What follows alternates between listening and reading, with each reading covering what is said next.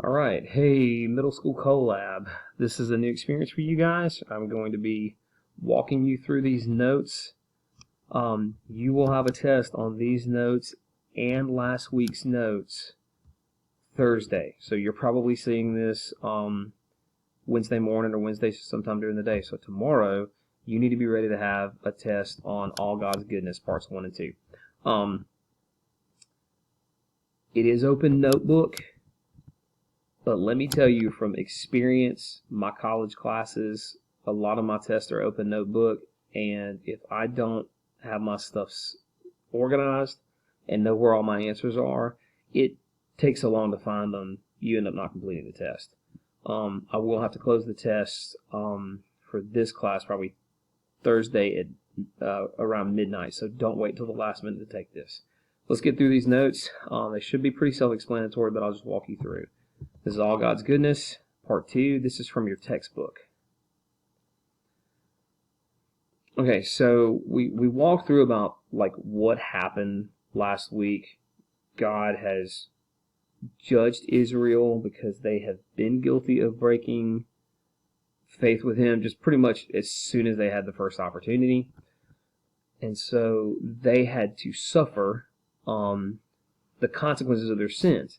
So what Moses does, Moses goes and meets with God and basically wants to talk to God about the judgment that's been passed on Israel. This is a response to God's judgment. God has made a judgment on the people of Israel, correctly like understanding the state of their hearts and really where they were. Many of them did not demonstrate faith in God. Which is why as soon as Moses disappeared, they had the golden calf, and everything just kind of went crazy in the camp, and you had the 3,000 people who lost their lives as a result of their disobedience. So Moses meets again with God as a response to God's judgment. He goes into the tent of meeting to plead with God. Now, the book made this point. The people would watch Moses as he met with God, and that was kind of an observational worship for them. They would know that God was speaking to the person, to their mediator, and we'll get to what that means in a few minutes. And so the text suggests that the people are worshiping during this time. The cloud of God descends on the tent of meeting. They are for as close as they can get to in the presence of God. When we saw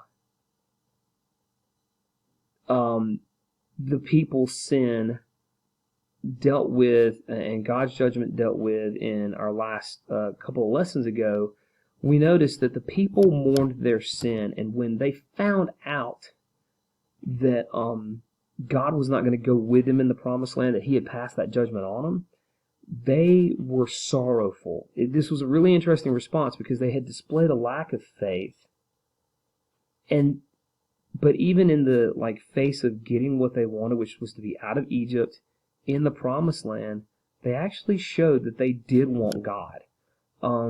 This is an important facet of the condition of their hearts during this time, but it's also an important aspect of their worship. And this is something that we forget a lot of times in the modern church, where we often see worship as the musical event, and we kind of market our churches on the kind of worship we do, like we're a contemporary church, or we're a blended church, or we're a traditional church.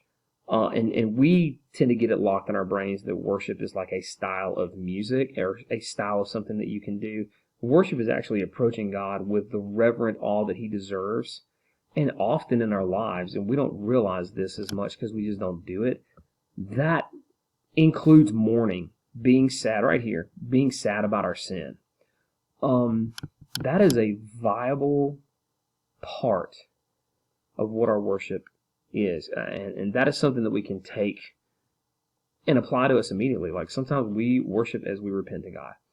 Moving on to point number 2, God does speak to Moses directly. Now, we hear directly from God through Scripture. 2 Timothy 3:16 through 17 says, all Scripture is God-breathed and appropriate for teaching and rebuking, correcting, and training in righteousness. Or some people say that teaching is the umbrella of what it does, and then it teaches you by rebuking you and training you and correcting you.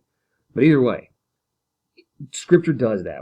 Scripture is the fixed point. It moves us, and that's how we hear directly from God. If we believe that the Holy Spirit has inspired the writing of Scripture, If you want to hear God talk to you, that's how you do it. And that's how the body of Christ does it. And it's written down. There's no confusion. We don't need somebody necessarily to interpret the actual text for us. We can read it for ourselves and understand what God says. Now, sometimes our brains can't wrap our minds around what the text really says, and we need to be helped to understand. But that's our problem. That's not Scripture's problem. Also, 1 Corinthians 2:16 speaks of us having the mind of Christ. So as we read Scripture, as we're being conformed to His image, like God speaks clearly to us. So we're not really missing out on hearing from God. Now, we're missing out on the experience that Moses had specifically, but that's not that. So was all of Israel. So for the people of God, we have been blessed that we can hear God's clear teachings through Scripture, and that as the Holy Spirit conforms us to His image, we are brought into understanding of God's will. God considers Moses a friend. Through Christ, according to John 15:15, we are friends of God. That is the status that Christians enjoy. Now, if you're not a Christian, if you're in this class or you know people who are not Christians, they don't enjoy that. They are not friends of God. They are actually children of wrath. It is only through Christ that we enjoy friendship with God. So we do kind of have that relationship that Moses had. God is pleased with us on account of Christ, and we enjoy a friendship with God. And so this is really interesting. As Moses talks with God, God promises that His presence will go with Israel and He will give them rest. That's two of the things that He says in Exodus 33, I believe. We often hear people talk about the presence of God as if it's something that needs to be chased, like pursued. I think Scripture more clearly speaks to the fact that God's presence through the Holy Spirit is not only with us, He lives inside of us. 1 Corinthians 3:16 talks about our bodies are temples of the Holy Spirit. Ezekiel talks about God placing His law and His Spirit on our hearts. Romans 8:11 talks about the Holy Spirit indwelling believers. And actually you can Google the Holy Spirit lives in us Scripture. Just put that in your Google search engine, and there's tons of Bible.com, Scripture Daily, I think Blue Letter Bible Gateway, which talks about the fact that the third person of the Trinity dwells in the hearts of the believers. So this is a picture of God's relationship with His people. We see it as Israel. Israel is a sovereign nation, and God's presence travels with them. But we, the church, we as Christians belong to the church. For us, this whole concept of giving Israel rest, which means He would give them peace in the land that they dwelt in, peace especially between Israel and God, Jesus is the Sabbath rest of the Christians. So Christians are seeing kind of this played out from Exodus 33. God's presence goes with the Christians, and He gives the Christian rest, just like it went with Israel, and He gave the Israelites rest. Hebrews 4:9-10. Jesus lets us rest essentially from working to earn salvation. Through faith in the finished work of Christ on the cross, we are now given rest in Christ. So Jesus, the concept of the Sabbath, that day of rest, is ours through Christ.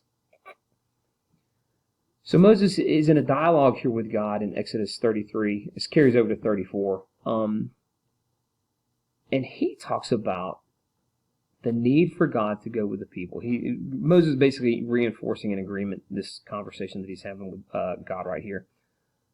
Moses contends that if God does not go with the people, they are not going to be a great nation.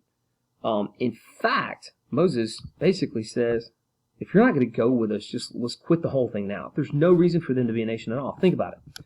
They were slaves in Egypt, but they were part of one of the greatest nations on the planet. They were provided for by the Egyptians. They had homes. They had whatever they needed really in Egypt. Egypt could take care of them. Okay? But the whole point of them being called out of Egypt is they were the people of God. It wasn't like a civil rights movement. The whole reason that God wanted to pull Israel out of Egypt was so they could be His people. If God's not going to go with them into the promised land, they don't need to be a nation. There's nothing special about them. if God's not with them. True for us as well. We talk about our lives and our testimony, but really the only thing special about Christians is that the Spirit of God lives in us and Christ is our Savior. That's it. We don't have anything else to offer other than that. So what we're really starting to see in Exodus 33, this conversation with Moses and God, is that there are pictures, we call them types and shadows sometimes, but there's pictures of Jesus with the people. Let me skip ahead and see where we are. All right, we've got a couple notes. I'm going to stop right here and pick up. There's going to be a part 2 to this video. So I'm going to pause right here, and we'll pick up with this set of notes in the next video. So this will be the end of part 1. Click on part 2 for the rest of your teaching time.